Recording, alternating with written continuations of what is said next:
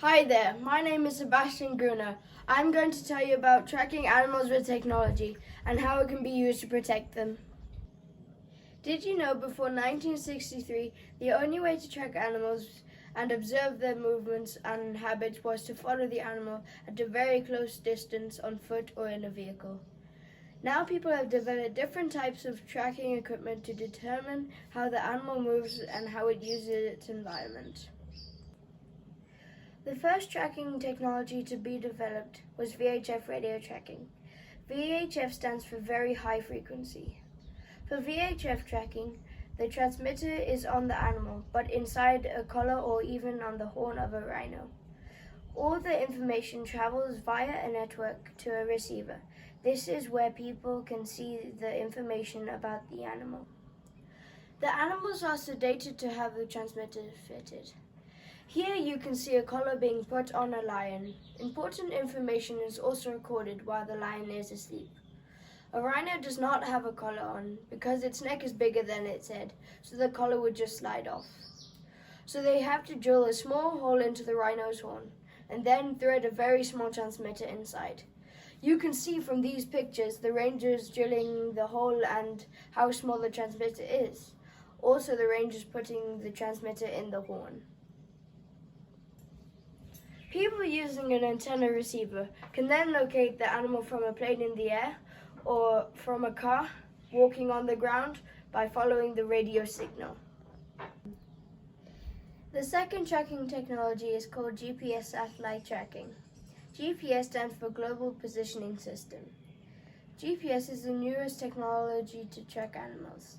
In GPS there is a receiver, not a transmitter placed on the animal. The receiver on the collar picks up signals from a special satellite, and the collar has a small computer inside to work out the location.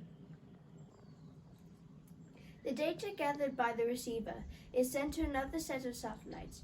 This is sent to the game rangers, who can see things like the location of the animal or even when it makes a kill. GPS can really help because anywhere you are in the world or at any time of the day, you can see where the animals have been and what they have been doing. Finally, wildlife motion cameras are cameras that are placed in the middle of a known territory of an animal. This can be many miles away from civilization.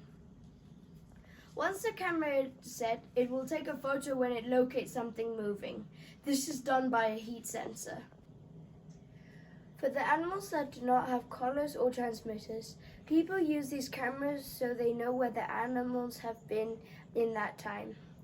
This picture here is an example of a motion camera used to take a photo of a snow leopard high in the mountains.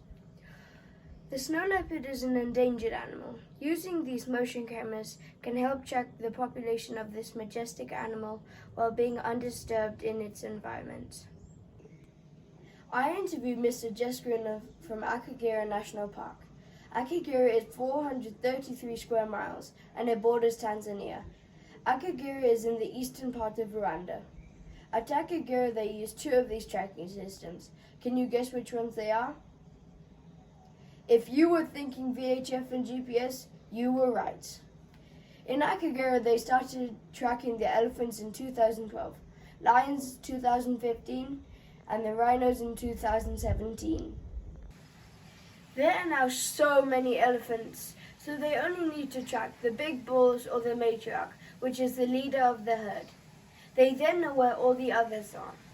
It is very expensive to put a collar and track an elephant. A collar is $2,500, so for a helicopter to dart it, the total cost to put on the collar is $7,000. Mr. Gruner showed me what he could see from his office on his computer screen. I could see the lions, rhinos, and some elephants. It showed where the lions had been over the past few days and also where it had made a kill. They know this as the lions stay in the same place for a few days. Mr. Gruner does not put live information of the rhinos on the system in case someone hacks the system and they could see where the rhinos are. At Akagera, not only do they track animals, they also put trackers on their vehicles. Mr. Gruner says this helps improve the management of the whole park. Mr. Gruner says that they do not use drones at the moment, but they will be useful in the future, especially to go into areas that are not easy to get to, like swamps and very bushy areas. At the moment, it is cheaper to hire a helicopter. They would need the drone to fly out for 3 hours at a time and also travel for about 50 kilometers.